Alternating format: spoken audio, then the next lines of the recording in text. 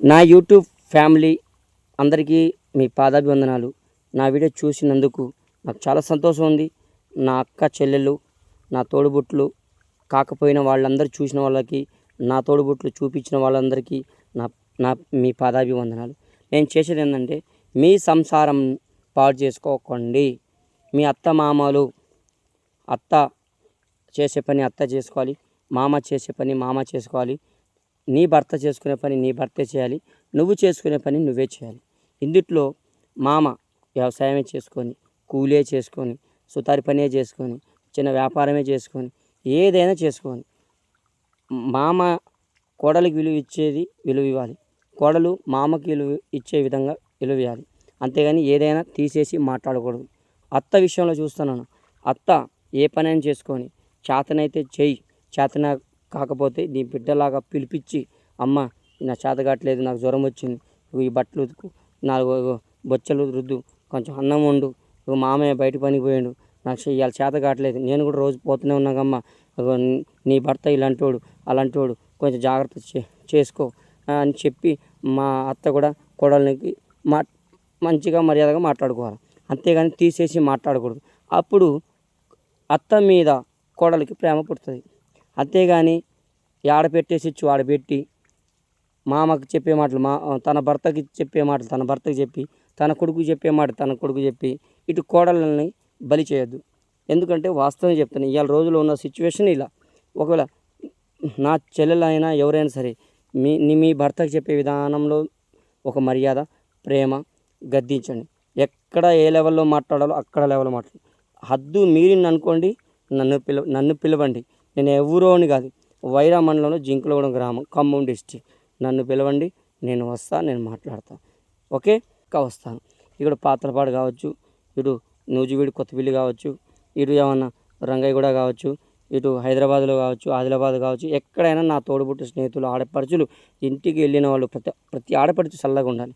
మీకు ఏమన్నా తేడా జరిగితే నన్ను చెప్పండి, నన్ను ఫోన్ చేసి పిలవండి, నేను మీ ఇంటికి వస్తాను. మీ డబ్బులు వద్దు, మీ ఛార్జీలు వద్దు. అవసరమైతే మీ ఇంటికి ఆడే ఒక్క 10 రోజులు నా సొంతం బియ్యం, నా సొంతం ఖర్చుతోనే నేను అక్కడే ఉండి, మీ మామ ఎలా మాట్లాడుతున్నాడు, నా మామ ఏం పని చేస్తున్నాడు, మీ అత్త ఏ విధంగా మాట్లాడుతుంది, మీ అత్త ఏ విధంగా మిమ్మల్ని చూసుకుంటుంది, మీ అత్త ఏ విధంగా తన భర్తకి, తన కొడుకుకి, తన ఫ్యామిలీకి, తన బిడ్డకి ఏ విధంగా మాట్లాడుకుంటూ సర్దిద్దుకుంటుంది, ఇవన్నీ నేను గమనిస్తా. వాళ్ళు ఏమేమి చేస్తున్నారో నేను చూస్తా. నువ్వైనా సరే నా చెల్లెళ్ళరా, నా అక్కలరా ఒకటే. మీ అత్తని విలువ పోగొట్టి మాట్లాడొద్దు, మీ మామని విలువ పోగొట్టి మాట్లాడకూడదు, నీ భర్తని విలువ పోగొట్టి మాట్లాడకూడదు, వాళ్ళు కూడా నిన్ను విలువ తీసేసి మాట్లాడకూడదు. దయచేసి నువ్వు గమనించుకో, నీ మామ ఏ విధంగా మాట్లాడుతున్నాడు, ఏ విధంగా కష్టపడుతున్నాడు, మీ అత్త ఏ విధంగా మాట్లాడుతుంది, ఏ విధంగా కష్టపడుతుంది, నీ భర్త ఏ విధంగా నేను మాట్లాడుతున్నాడు. నీ కాడ ఒక మాట, మీ అమ్మ కాడ ఒక మాట, వాళ్ళ అమ్మ కాడ ఒక మాట, వాళ్ళ నాన్న కాడ ఒక మాట మాట్లాడుతుండా, లేదా కరెక్ట్ మాట్లాడుతుండా, మంచిగా బతుకు విషయం గురించి మాట్లాడుతుండా. సరే, నీ భర్త వాళ్ళ నాన్నకి చెప్పే విధంగా వాళ్ళ నాన్న చెప్తుండా, వాళ్ళ అమ్మకి చెప్పుకునే విధంగా వాళ్ళ అమ్మకి చెప్పుకుంటుండా లేదా అనేది గమనించుకో. చెల్లెళ్ళారా, అన్యాయంగా బలి కావద్దు. మీరు పురుగు మందు తాగు చావద్దు, ఉరి వేసుకొని చావద్దు, పొడుచుకొని చావద్దు. నేనున్నా, మీ అన్నలాంటి అన్న, నేనున్నంత కాలం ఏ ఆడపడుచుకు కూడా అన్యాయం కాదు. నన్ను పిలవండి. ఇది మీ కాళ్ళు అనుకుంటా. నన్ను పిలిచి మీ భవిష్యత్ తరాలు, మీ పిల్లలు నేర్పించుకుంటారు. అవసరమైతే మీ ఇంటికి వచ్చాను ఉంటా అన్న కదా, పక్కా ఉంటా. అందరూ మంచిగానే బ్రతకాలి, వాళ్ళ పిల్లలు కూడా మంచి బతికించుకోవాలి. నేను ఒకటే చెప్తున్నా, చెల్లమ్మ పిల్లలు చూసుకునే విధానం చూసుకో. పిల్లలు కొంచెం చికాకు చేస్తారు, పిల్లల్ని సర్దు చేసుకో. మా అమ్మ కూడా కొంచెం లిమిట్లో మాట్లాడాలి, అత్త లిమిట్లో మాట్లాడాలి, భర్త లిమిట్లో మాట్లాడాలి. అంటే ఎవరు చెప్పే పనులు వాళ్ళు చెప్పుకోవాలి. సపోజ్ మా ఇంట్లోనే ఉందండి, నా భార్య మా అమ్మ ఎప్పుడో ఒకసారి కోపపడతారు, ఏదో చిన్న కారణం వల్ల. నేను మా అమ్మని గద్దిస్తా, నా భార్యని గద్దించే విధంగా నా భార్య గద్దీయటం అంటే ఇలా చేసుకోవాలా, ఇట్లా గొడవ పడతారా మీరు అత్త మామ? ఏమైనా నీకు ఏదైనా అయితే నీ కోడలే వస్తుంది, నీ కోడలికి ఏమైనా నువ్వే వస్తావు కదా, ఎందుకు అమ్మ అంటే వాళ్ళు సర్దుకొని మంచిగా బతుకుతారు. మా ఇంట్లో కూర మా అమ్మకి ఇస్తాం, మా అమ్మ కూర మాకు ఇస్తుంది. అట్లా ఉండాలి ఫ్యామిలీ అనేది. మా అమ్మ మా నాన్న కొట్టినా నేను గద్దిస్తా, నేను నా భార్యను కొట్టలేను. ఇంకా నేను అనుభవం వచ్చేసింది చిన్నప్పుడు. సరే అన్న ఒకటి చేయి జారినా కానీ, ఎందుకంటే పొద్దున్న తెల్లారుజాము 3ంటికి లేచి బట్టలు ఉతికేదే వాళ్ళే, బొచ్చలు రుద్దేదే వాళ్ళే, ఇల్లు ఉడిచేదే వాళ్ళే, అన్నం వండేదే వాళ్ళే, కూరలు వండేదే వాళ్ళే. మళ్ళా కూలికి పోయి నలుగురిలో వెనకబడితే ఎవరు ఏమంటారేమో అని, అది మిరపతోట కావచ్చు, పత్తి కావచ్చు, ఏమైనా సరే వెనకబడితే నన్ను తిడతారని ఆడవాళ్ళకి పౌరుషం ఎక్కువ, పనితత్వం ఎక్కువ. ఆ దేవుడు ఇచ్చినటువంటి వరం ఆడపిల్లలకి.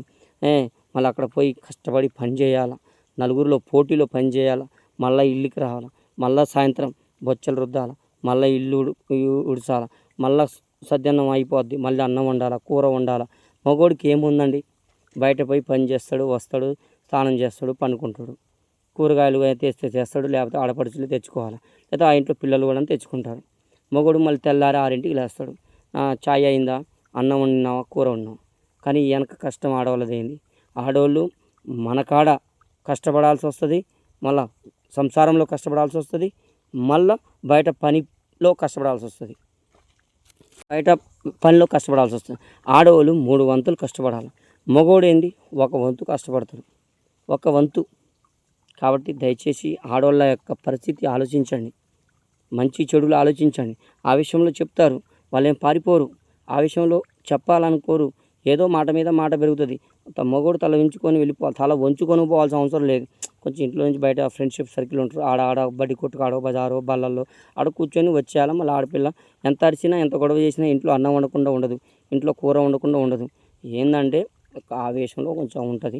అది అర్థం చేసుకునే మనసు మగోడు ఉంటే ఆ ఇంట్లో ఆడపిల్ల ఎప్పుడు లక్ష్మమ్మోరు దేవిలాగా ఉంటుంది. అది గుర్తుపెట్టుకోవాలి నా చెల్లెళ్ళరా, నా అక్కలారా. మీకు ఏమైనా ఆపేద వస్తే మీరు కూడా అక్కడ ఏదో ఎవరు చెప్పారని మీ అత్తని అరవడం, అక్కడ ఎవడో చెప్పాడని మీ మామని అరవడం, అక్కడ ఏదో చేస్తున్నాడని చెప్తే మీ భర్తని అరవడం, అది మంచి పద్ధతి కాదు. నువ్వు కష్టపడి అవసరమైతే భర్త కొంచెం అవుటో ఇటో అయినా నువ్వు ఇల్లు సంసారం సక్రమం చేసుకో, నీ పని నువ్వు చేసుకో. మామ నువ్వు ఎంత తెస్తావో నాకు తెలియదు, నువ్వు ఖర్చు పెట్టాల్సిన అవసరం లేదు. పిల్లలు ఉన్నారు, పెద్దలు అవుతాం, మీ నాన్న వాళ్ళు ఇంత సంపాదించారు, నేను సంపాదించకపోయినా ఆ సంపాదించిన దాంట్లోనే ఖర్చు పెట్టి చేసుకొని బతుకుదాం, ఎందుకు మనం ఇలా చేయాలి అని చెప్పుకో. అంతకన్నా నువ్వు సీతాదేవి ఏంది, రాజ్యానికి దేవత. అలాంటి సీతాదేవి అగ్ని పరీక్ష చేయించారు. ఈ సమాజం అలాంటిది. చెల్లెళ్ళారా, ఒక్కసారి ఆలోచించండి. మీ జీవితం గురించి మీరు ఆలోచించండి, మీ పిల్లల గురించి మీరు ఆలోచించుకోండి. మీ అత్త మామ, మీ భర్త, వీళ్ళే మీ ఫ్యామిలీ. బయట వాళ్ళు ఎవరూ ఫ్యామిలీ కాదు. మంచిగా ఉంటారు, చెడుగా ఉంటారు, ఏం చేస్తారో ఎవరికి అర్థం కాదు.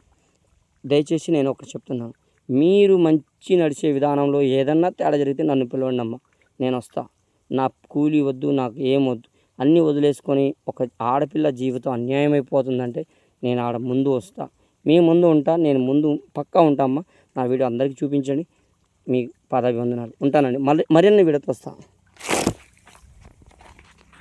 3 సెట్టింగ్ అయినాయి కదా.